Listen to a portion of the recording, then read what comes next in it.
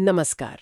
2023 में एक फिल्म आई जिसने पूरे देश में मतलब एक बहस छेड़ दी, एनिमल। हाँ, हर तरफ बस उसी की बात हो रही थी। बिल्कुल।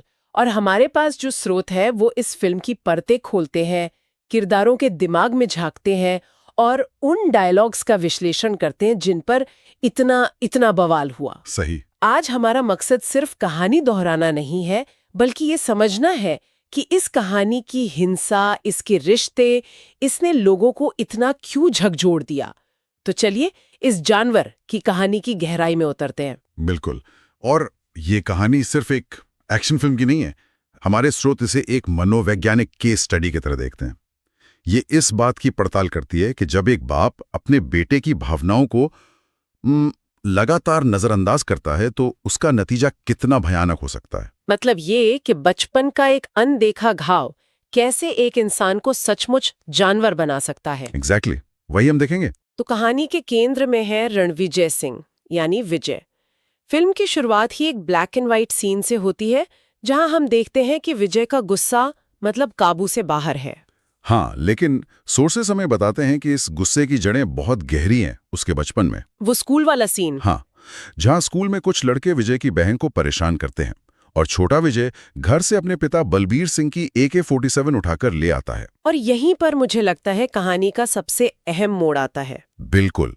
कोई और पिता शायद अपने बेटे की हिम्मत पर गर्व करता, लेकिन बलबीर को गुस्सा आता है।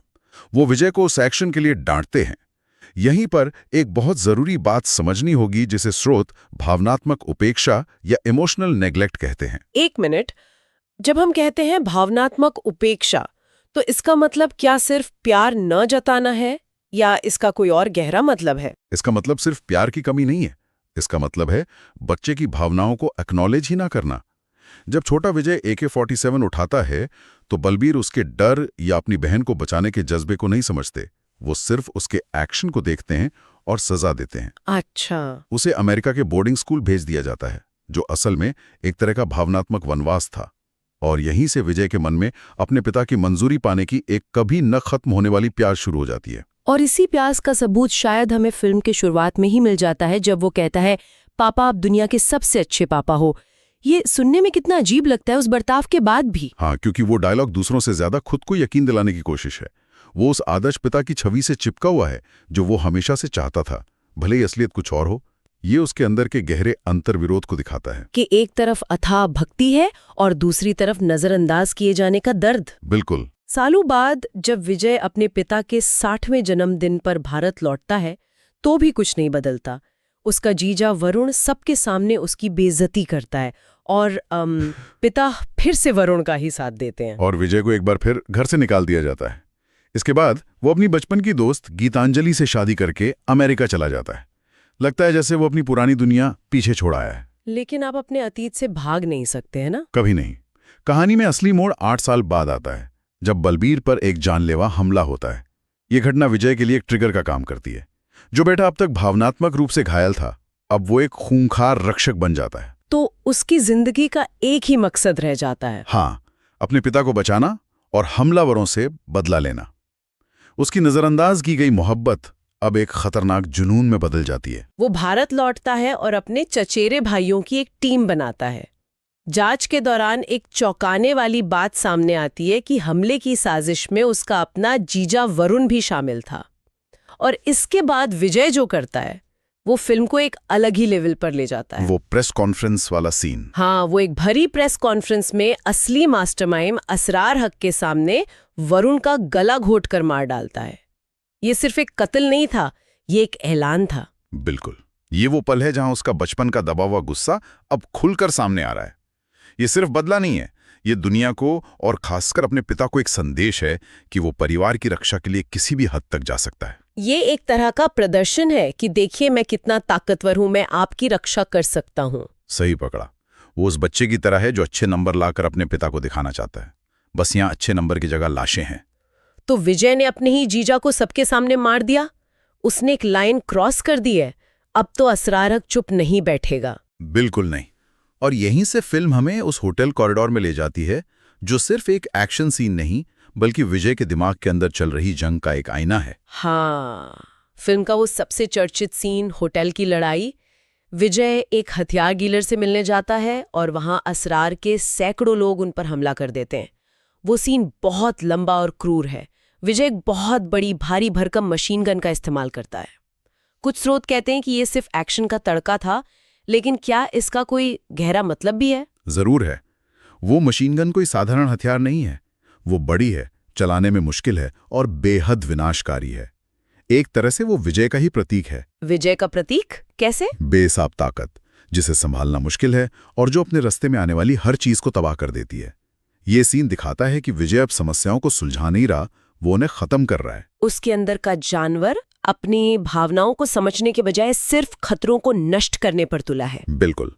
और इस भयानक लड़ाई के बाद जब वो बुरी तरह जख्मी है, वो गीतांजलि के साथ वो बातचीत करता है जिसने शायद सबसे ज्यादा विवाद खड़ा किया, जहां वो अपने घावों की तुलना पीरियड से करता है।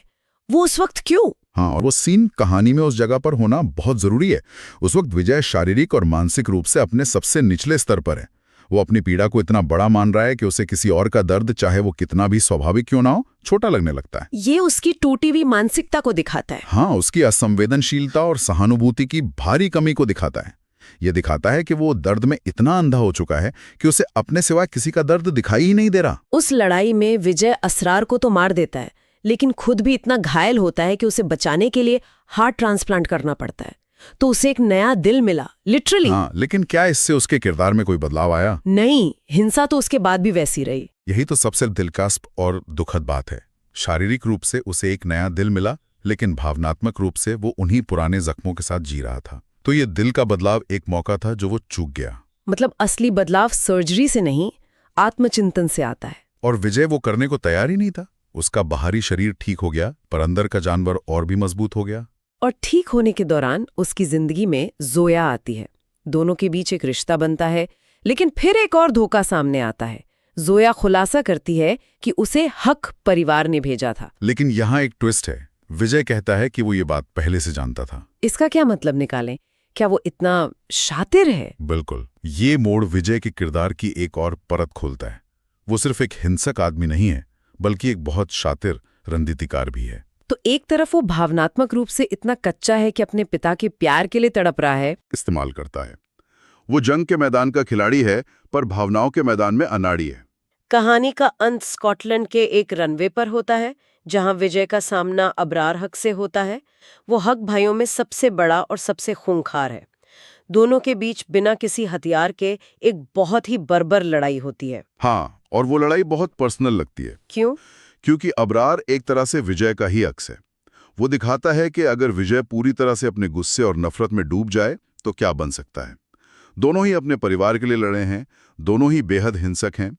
एक तरह से उस रनवे पर विजय सिर्फ अबरार से नहीं, बल्कि अपने अंदर के सबसे बुरे रूप से लड़ रहा था। और उसे मारकर वो शायद अपने उस हिस्से को भी खत्म करने की कोशिश कर रहा था। शायद। लेकिन अबरार को मारने से भी उसे वो सुकून नहीं मिलता जिसकी उसे तलाश थी। असली लड़ाई तो अभी बाकी थी। फिल्म का सबसे भावनात्मक पल तब आता है जब विजय घर लौटता है और उसका सामना अपने पिता बलबीर से होता है। बिल्कुल। सारी हिंसा, सारा खून खराबा बस इसी एक पल के लिए था। विजय को पता चलता है कि उसके पिता को कैंसर है और उनके पास ज्यादा वक्त नहीं है। और उस टकराव में विजय पहली बार अपने पिता से उन सालों की भावनात्मक उपेक्षा का हिसाब मांगता है। वो चीखता है, चिल्लाता है, अपना सारा दर्द बाहर निकाल देता है। और आखिर में बलबीर टूट जाते हैं। वो अपनी गलती मानते हैं और कहते हैं, हमने क्रिमिनल पैदा किया है। ये एक बहुत पावरफुल लाइन है। ये पूरी फिल्म का सार है। ये बलबीर की देर से हुई स्वीकृति है कि उनके व्यवहार ने ही विजय को वो बनाया जो वो आज है। ये वो क्षण है जिसका विजय ने पूरी जिंदगी इंतजार किया था। उसकी सारी हिंसा इसी एक पल की मंजूरी पाने का एक भटका हुआ गलत रास्ता थी। लेकिन सवाल ये उठता है कि क्या ये माफी बहुत देर से मिली? यही सवाल है। डर ने उन्हें ईमानदार बनाया। ये गहरा सवाल है और स्रोत भी इसी तरफ इशारा करते हैं। शायद नहीं, शायद उन्हें अपनी सत्ता और अहंकार को तोड़ने के लिए अपनी खुद की कमजोरी का सामना करना जरूरी था। मौत के सामने खड़े होकर ही उन्हें एहसास हुआ कि उन्होंने क्या खो दिया है। अब उन विवादित संवादों पर लौटते हैं। हमने एक की बात की, एक और संवाद है जहां विजय अपने चचेरे भाइयों को शादी में अल्फा बने रहने और डर बनाए रखने की सलाह देता है। हाँ, और ये संवाद सीधे तौर पर टॉक्सिक मैस्कुलिनिटी यानी मर्दानगी के उस जहरीली सोच की तरफ इशारा करता है जो फिल्म का एक मुख्य विषय है। तो विजय के लिए प्यार का मतलब बराबरी नहीं बल्कि नियंत्रण है। बिल्कुल, वो वही कर रहा है जो उसने अपने पिता को करते देखा, परिवार को कंट्रोल करना। बलबीर ने ये चुप्पी और दूरी से किया, विजय ऐसे खुलेआम धमकी और डर से करता है। तरीका अलग है पर सोच वही है। आपने टॉक्सिक मैस्कुलिनिटी की बात की, क्या ये सिर्फ विजय के किरदार में है या फिल्म में बाकी पुरुष किरदार जैसे उसके पिता बलबीर या दुश्मन अबरार भी इसी का शिकार हैं? बहुत अच्छा सवाल है। असल में ये पूरी फिल्म इसी थीम पर बनी है। बलबीर की मर्दानगी उसे अपने बेटे को गले लगाने से रोकती है क्योंकि भावनाएं दिखाना कमजोरी है। अबरार की मर्दानगी तो और भी ज्यादा हिंसक और आदिम है। और विजय इन दोनों के बीच का एक प्रोडक्ट। एक ऐसा आदमी जिसे कभी सिखाया ही नहीं गया कि प्यार और सम्मान कैसे करते हैं। हाँ, सिर्फ लड़ना और जीतना सिखाया गया है। तो अगर हम सब कुछ जोड़कर देखें तो ये कहानी एक बेटे की है जो अपने पिता के प्यार के लिए पूरी दुनिया से लड़ जाता है, बस ये सुनने के लिए कि हाँ तुम मेरे बेटे हो। ये तो बहुत ही ट्रैजिक है। बहुत ज्यादा। उसे वो मंजूरी मिल तो गई, लेकिन इसकी कीमत उसने अपना परिवार, अपनी मेंशलिकहाइट और शायद अपनी आत्मा खोकर चुकाई। बिल्कुल, फिल्म का मुख्य संदेश यही है कि हिंसा और आघात का चक्र विरासत में मिलता है। पिता की उपेक्षा ने बेटे के गुस्से को जन्म दिया और ये चक्र शायद अभी खत्म नहीं हुआ है। हाँ, क्योंकि फिल्म के पोस्ट क्रेडिट सीन में कहानी एक और मोड़ लेती है। हम अबरार के भाई अजीज को देखते हैं, जिसने प्लास्टिक सर्जरी करवाकर विजय जैसा चेहरा पा लिया है। और वो विजय के 2 भाइयों को बेरहमी से मारता है और बदला लेने की कसम खाता है। हिंसा का चक्र अब एक नए चेहरे के साथ वापस आ गया है, विजय के अपने चेहरे के साथ। ये एक बहुत अहम सवाल छोड़ जाता है। बलबीर की माफी ने विजय को भावनात्मक राहत तो दी, लेकिन क्या ये सच में उसे मुक्ति दिलाती है? या पोस्ट क्रेडिट सीन ये बताता है कि परिवार के आघात से पैदा हुआ जानवर कभी काबू में नहीं आ सकता? वो चेहरा बदलना एक प्रतीक है। अब दुश्मन बाहर नहीं बल्कि उसका अपना ही अक्स है। ये चक्र शायद अगली पीढ़ी के साथ दोहराने के लिए अभिशप्त है। और यही इस कहानी का सबसे डरावना पहलू है।